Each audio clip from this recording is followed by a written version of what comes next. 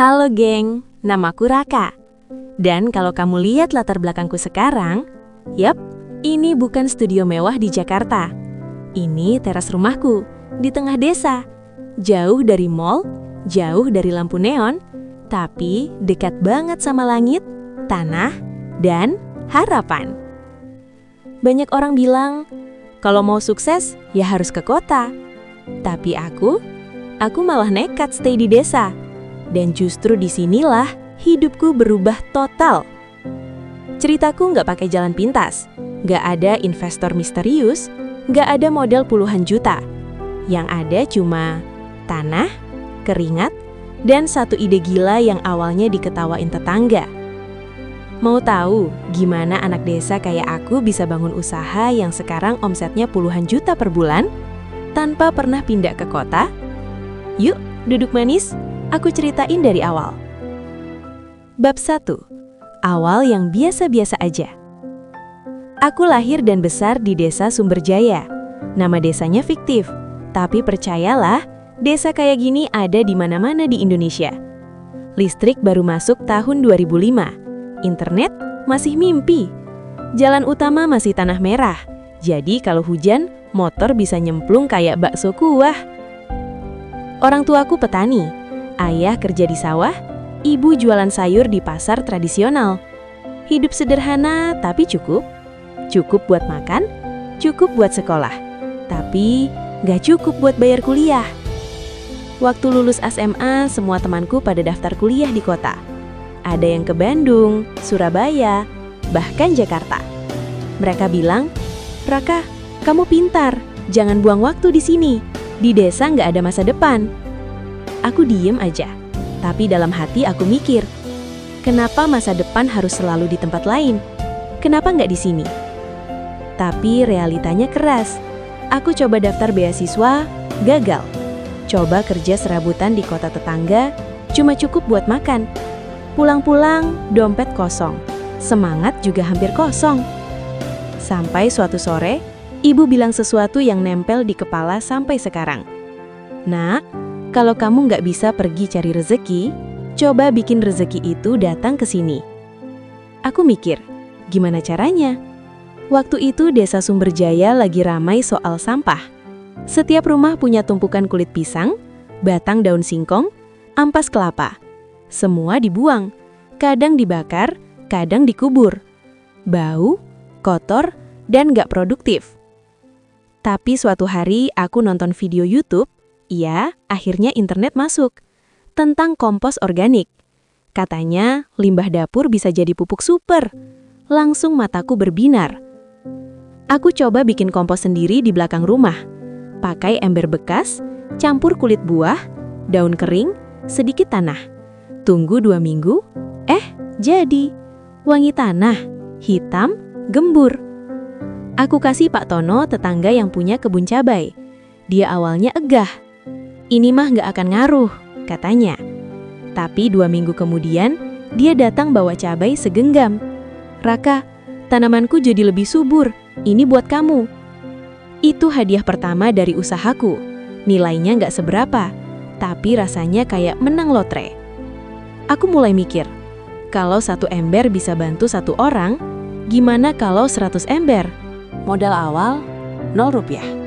Yang aku punya cuma limbah dapur, gratis, tenaga, ada, dan semangat, lagi-lagi, ada. Aku ajak ibu-ibu PKK di desa. Awalnya mereka ragu. "Kita udah tua, nggak ngerti teknologi," kata Bu Lestari. Tapi aku tunjukin, nggak perlu teknologi canggih, cuma butuh wadah, campur, aduk, tunjuk. Bahkan bisa sambil ngobrol sore-sore. Akhirnya kami bikin kelompok tani kompos Sumberjaya. Tiap rumah kumpulkan limbah organik. Kami olah jadi kompos, lalu jual ke petani lokal. Harga murah banget. Tapi karena kualitas bagus, permintaan naik. Dalam 3 bulan, kami udah punya 20 pelanggan tetap. Uang pertama yang kudapat apa? Aku beliin ibu sepatu baru. Dia nangis, bukan karena sepatunya, tapi karena aku nggak pergi. Aku tetap di sini dan bikin sesuatu. Tapi jangan salah, nggak semuanya mulus. Ada masa kompos kami gagal fermentasi. Bau busuk banget. Tetangga protes. Ada juga yang nyinyir. Anak muda zaman now main-main doang. Aku sempat pengen nyerah. Tidur malam itu aku mikir, mungkin mereka benar. Mungkin aku terlalu naif. Tapi pagi-pagi, ibu datang bawa teh hangat. Dia duduk di sampingku, diam sebentar, lalu bilang pelan, "Nak, rezeki itu datang ke tempat yang dirawat, bukan ditinggal." Kata-kata itu kayak disiram air ke bara api yang hampir padam. Langsung nyala lagi. Aku cari tahu kenapa komposnya gagal. Ternyata perbandingan bahan salah. Terlalu banyak kulit pisang, kurang serasa daun. Aku baca buku pinjam dari balai desa. Tanya ke penyuluh pertanian. Coba metode baru, tambah cacing tanah. Dan berhasil. Komposnya lebih cepat matang, nggak bau, dan super subur. Kali ini bukan cuma Pak Tono yang datang, tapi 5 petani sekaligus. Kami mulai bikin catatan kecil. Resep kompos kampung. Tiap anggota dapat salinan. Bahkan anak-anak SD mulai ikut bantu sortir sampah. Perlahan desa kami berubah. Nggak cuma soal pupuk, tapi soal cara pandang. Orang-orang mulai percaya. Hal kecil kalau dikerjain bareng, bisa jadi besar. Suatu hari ada yang beda di desa Sumberjaya. Seorang motor trail masuk pelan-pelan, bawa kamera, tripod, dan senyum lebar. Namanya Dika, konten kreator dari kota. Katanya dia lagi cari UMKM unik buat konten Indonesia Punya Cerita. Awalnya aku malu-malu. Kami cuma bikin kompos mas, gak keren kayak startup. Tapi Dika malah semangat. Justru ini keren banget. Kalian gak nunggu bantuan, kalian bikin solusi. Dia rekam kami dari pagi sampai sore. Proses sortir limbah, aduk kompos, bahkan ngobrol sambil kerja. Pas pulang dia bilang, "Gue yakin ini bakal menginspirasi banyak orang." Seminggu kemudian, HP-ku bergetar terus. Notifikasi TikTok, Instagram, WhatsApp semua meledak. Videonya udah tembus 2 juta views. DM masuk dari seluruh Indonesia, "Mau pesan kompos? Boleh magang nggak? Bagaimana cara bikin kelompok kayak kalian?" Aku kaget, tapi nggak panik. Aku kumpulin pemuda-pemudi desa. Kita punya kesempatan, jangan sia-siain. Mereka langsung semangat. Ada yang jago edit video, ada yang jago ngatur logistik. Kami bikin brand resmi, Kompos Kampung. Logonya simple, gambar padi dan cacing. Karena cacing itu agen rahasia kesuburan kami. Kemasannya dari kardus daur ulang. Labelnya tulisan tangan anak SD. Omset yang awalnya cuma 2 juta per bulan, naik jadi 25 juta per bulan. Kami bahkan ekspor ke desa tetangga, lewat ojek online. Tapi yang paling bikin aku bangga, bukan angkanya, tapi perubahannya. Anak-anak SMA di desaku sekarang gak pada buru-buru pergi ke kota. Mereka bilang, kalau Raka bisa, kenapa kita enggak? Beberapa malah jadi tim media sosial kami, bikin konten edukasi, cara olah sampah jadi emas hijau. Mereka belajar copywriting, fotografi, bahkan customer service, semua dari desa. Dan yang paling lucu, sekarang tiap acara kampung gak ada yang bawa snack dalam plastik. Semua bawa wadah sendiri, biar limbahnya bisa jadi kompos lagi. Setelah kompos kampung jalan stabil, aku mulai mikir, gimana caranya biar ini nggak cuma buat desaku. Aku pengen ilmu ini nyebar kayak biji padi tertiup angin. Awalnya, aku datang ke kepala sekolah SMP Sumberjaya. "Pak, boleh nggak kami bikin program lingkungan di sekolah?" Beliau langsung setuju. Jadilah tiap kelas punya ember kompos sendiri.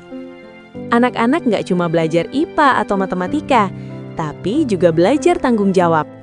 Mereka sortir sisa makan siang, catat proses fermentasi, bahkan presentasi hasil panen sayur pakai pupuk mereka sendiri. Nggak lama, Dinas Lingkungan Kabupaten datang. Mereka ajak kami jadi pilot project Desa Bebas Sampah Organik.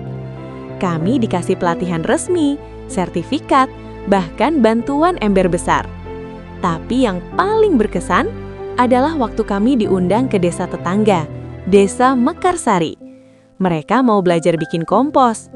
Aku bawa tim kecil, Bu Lestari, Dodi anak SMP, dan Pak Tono. Di sana kami ngajarin step by step, dari cara potong sampah sampai cara cek suhu tumpukan kompos. Warga Mekarsari antusias banget, bahkan nenek-nenek ikut nyobain. Tapi ada tantangan baru. Beberapa orang bilang, ini cuma tren, nanti juga hilang. Ada juga yang iri, kok dia yang terkenal, kami juga udah lama ngelola sampah. Aku sempat down, tapi lalu aku ingat, tujuanku bukan jadi terkenal, tapi bikin perubahan yang tahan lama. Jadi aku ajak semua pihak duduk bareng. Ayo kita kolaborasi, bukan kompetisi. Kami buat forum petani kompos sekabupaten. Tiap bulan ketemu, bagi tips, bahkan tukar bibit tanaman. Dan mimpi terbesarku mulai terbentuk, Gerakan Nasional Kompos Kampung. Bayangin, setiap desa di Indonesia punya kelompok kompos sendiri. Sampah nggak jadi masalah, tapi jadi solusi. Petani nggak boros beli pupuk kimia. Tanah jadi subur, air jadi bersih, udara jadi segar. Aku tahu ini nggak gampang, tapi kalau desa Sumberjaya bisa, kenapa desa lain nggak bisa? Kuncinya cuma satu, mulai dari manapun kamu berada. Jadi geng, sukses itu nggak selalu soal di mana kamu berada, tapi apa yang kamu lakukan di tempat kamu berada. Aku nggak perlu gedung tinggi buat bermimpi. Cukup tanah desa, sedikit nekat, dan keyakinan bahwa hal kecil bisa jadi besar kalau dikerjain bareng dengan hati. Kalau kamu nonton ini dan merasa hidupku stuck, aku nggak punya modal, aku cuma di desa, kampung, atau kota kecil. Coba lihat sekeliling. Apa yang orang anggap sampah mungkin justru jadi emas di tanganmu. Bisa limbah dapur, waktu luang, keterampilan kecil, atau bahkan rasa kesal yang kamu ubah jadi semangat. Dan ingat, desa bukan akhir jalan. Desa bisa jadi awal dari sesuatu yang luar biasa. Aku nggak bilang ini gampang. Ada hari-hari aku pengen nyerah. Tapi setiap kali lihat ibu senyum pakai sepatu barunya, atau lihat anak-anak desa ngajarin kompos ke tetangga, aku tahu ini worth it. Jadi, buat kamu yang masih muda, jangan buru-buru kabur dari tempat asalmu. Coba dulu bikin sesuatu di sana. Karena kadang, justru di sanalah akarmu paling kuat. Kalau ceritaku menginspirasi, jangan lupa like, subscribe, dan komen di bawah. Aku mau bikin apa dari hal kecil di sekitarku. Siapa tahu, komentarmu jadi awal dari ceritamu sendiri. Dan siapa tahu, suatu hari aku datang ke desamu buat belajar dari kisahmu. Sampai jumpa di desa atau di video berikutnya. Mulai dari manapun kamu berada.